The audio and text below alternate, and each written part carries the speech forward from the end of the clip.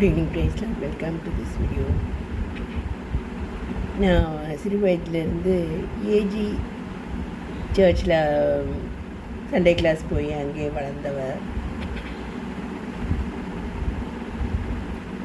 ஞானஸ்நானத்துக்கு ஒப்பு கொடுத்துருந்தேன், ஆனால் இன்னும் எடுக்காமல் இருந்தேன்.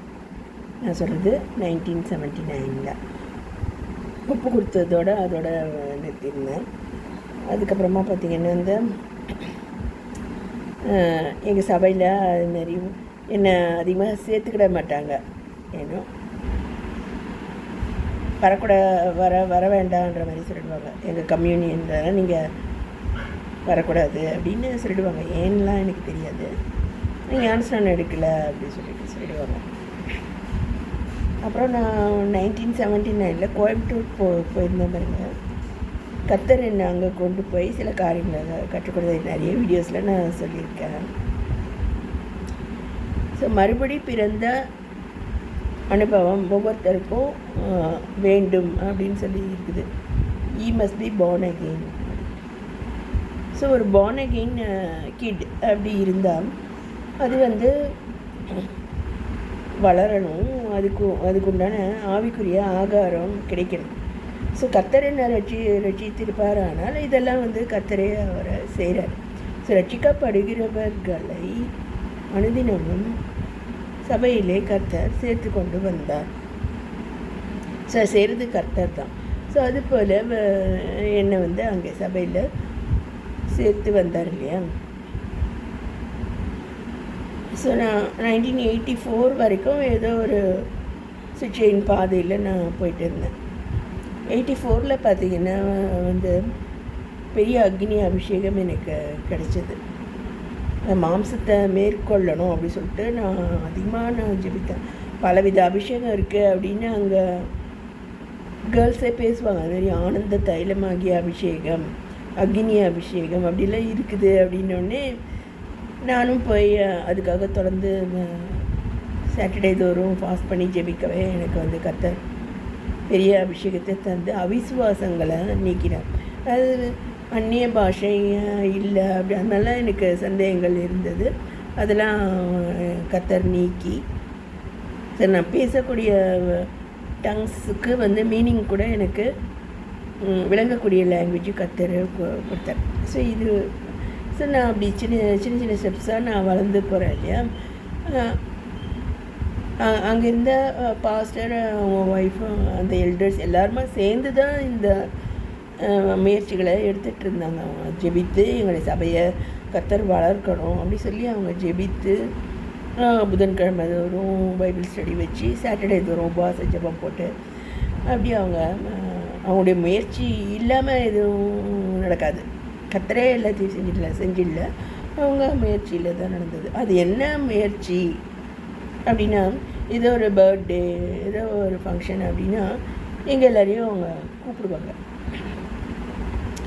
கூப்பிட்டு எங்ககிட்ட என்ன குறைய இருக்குதோ அதை சுட்டி காட்டுவாங்க. அப்படி 2-3 இதை சுட்டி காட்டி நானும் ஒப்பு கொடுத்தேன். அப்போ கற்றுக்கொண்ட வசனம்தான் கற்பனையின் பொருள் என்னவெனில் அப்படின்னு சொல்லிட்டு அந்த வசனம் இருக்குது. பார்த்திங்கன்னா தீமோத்தேயு 1:5 இருக்குது. நம்ம எல்லோரும் நேசிக்கணும் அப்படின்னு இல்லாமல் மாயமற்ற விசுவாசத்தில் தான் அன்பு பிறக்கணும் அப்படின்னு சொல்லி அவங்க சொல்லி கொடுத்தாங்க. ஸோ என்ன தனியாக வளர்க்குறாங்க இல்லையா, அது போல் மற்றவங்களையும் அவங்க வளர்க்குறத நான் வாட்ச் பண்ண முடிந்தது. ஸோ லாஸ்ட்டில் நாங்கள் அங்கேருந்து வெளியே வரும் முந்தி அது போல் ஒரு மீட்டிங் போட்டாங்க. ஏதோ ஒரு காரணத்தை சொல்லி எங்களை கூப்பிடுவாங்க.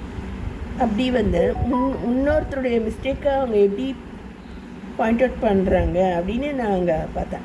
இப்போ நான் எனக்கு தீர்க்க தரிசனம் ஒருத்தர் நிறைய சொல்லியிருக்காரு. அது நம்ம கர்த்தருக்கு கொடுக்கக்கூடிய காணிக்கை நொறுங்குண்ட ஆவிதான் அப்படி ஒரு தீர்க்க தரிசனத்தை அவர் சொன்னார். அது பல காரியங்களை அவர் சொல்லியிருக்கார். ஸோ அவரும் அந்த மீட்டிங்க்கு வந்திருந்தார். அவர் பேசிகிட்டு இருந்தார். பேசும்போது என்ன சொல்கிறாரு, வேறு யாரோ தப்பு செய்கிறாங்க அப்படி இருக்கவங்கள துரத்திடணும் அப்படின்னு சொல்கிறாரு. ஸோ என்னளவுக்கு அவருக்கு வந்து பேஷன்ஸு இல்லை. ஸோ பேஷன்ஸ், நீடிய பொறுமை, இன்னொருத்தரை சகித்து கொள்ளக்கூடிய அந்த டாலரன்ஸ், சகிப்புத்தன்மை அதெல்லாம் வந்து இருக்கணும் அப்படின்ற வரையும் அவருக்கு அன்னைக்கு சொல்லப்பட்டது. ஸோ அப்படி தள்ளணுன்னு ஆளாக என்ன தானே தள்ளணும். ஏன்னா நான் தான் பாவிகளில் பிரதான பாவியாக அங்கே இருந்தேன். எல்லாருக்கும் கள்ளனாயின்ற மாதிரி எல்லாருக்கும் பிரச்சனையாக நான் இருந்தேன். அப்படி பல பேர் தீர்க்க தரிசனம் சொல்லி பயங்கரமாக ஃபாஸ்டிங் போட்டு ஜெபம் பண்ணி தான் நான் என்னுடைய குறைகளை நான் கன்ஃபெஸ் பண்ணி, confession is good for the சோல்னு அவங்க சொல்லி தூக்கத்தின் ஆவிகள் அந்த மாதிரி அதெல்லாம் விரட்டி அப்படி தான் நான் ஒப்பு கொடுத்தேன். ஸோ அந்த எல்டருக்கும் அது அந்தளவுக்கு இல்லை. ஸோ அதை தான் அவங்க சொன்னாங்க, எல்லோரும் ஒரே இதில் வளர்ந்துட முடியாது. ஸோ அன்றைய தேதியினுடைய பாடம் என்னென்னா, ஒருத்தர் ஏதோ மைனஸ் இருக்குதுன்னா அவங்கள வந்து எல்டர்ஸ் வந்து கிரிட்டிசைஸ் பண்ணி துரத்திட முடியாது. அவங்களுக்காகவும் ஜெபித்து அவங்களையும் வந்து தட்டி கொடுத்து தான் வளர்க்குறாங்க. அதை தான் நான் அன்றைக்கி ஒரு ஐ விட்னஸாக நான் அதை பார்த்தேன். இதை நான் ஷேர் பண்ண விரும்புகிறேன்.